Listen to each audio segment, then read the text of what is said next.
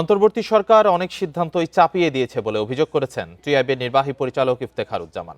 সকালে রাজধানীর মানিক মে এভিনিউয়ে আন্তর্জাতিক পরিচ্ছন্ন জ্বালানি দিবস উপলক্ষে আয়োজিত মানববন্ধনে এ অভিযোগ করেন তিনি। ইফতেখারুজ্জামান বলেন, অন্তর্বর্তী সরকারের কোনো কাজই অংশগ্রহণমূলক না। অস্বচ্ছভাবে অর্ডিন্যান্স জারির মতো অসংখ্য ঘটনা এই সরকারের মেয়াদে ঘটেছে। একই প্রক্রিয়ায় টেকসই উন্নয়ন, মানুষের নিরাপত্তা ও দেশের অস্তিত্বের বিষয়গুলো বিবেচনায় নিয়ে জ্বালানি মাস্টার প্ল্যান 2025 ঘোষণা করেছে বলেও দাবি করেন ইফতেখারুজ্জামান।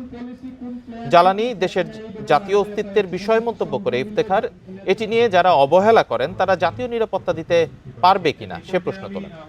3-0 তত্ত্ব নিয়ে সরকার কি কাজ করেছে তা জানাতে শ্বেতপত্র প্রকাশের আহ্বানও জানান টিআইবি নির্বাহী পরিচালক। এই সরকারের সকল কার্যক্রমের মধ্যে একটাই বৈশিষ্ট্য ছিল অংশগ্রহণমূলক না হওয়া, অস্বচ্ছতার মাধ্যমে নিজেরা চাপিয়ে দেওয়া সিদ্ধান্ত, নিজেরা চাপিয়ে দেওয়া নীতিমালা, নিজেরা চাপিয়ে দেওয়া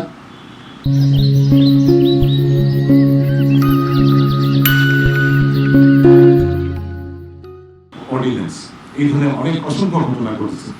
তারই দৃষ্টান্ত হিসেবে যে জ্বালানি মাস্টার প্ল্যান যেটা করা হয়েছে, একইভাবে অক্সিজেনকে সম্পৃক্ত না করে এই ঘোষণা তৈরি করা যায়। পরন্তু হলেও সেটা আমরা প্রত্যাখ্যান করতে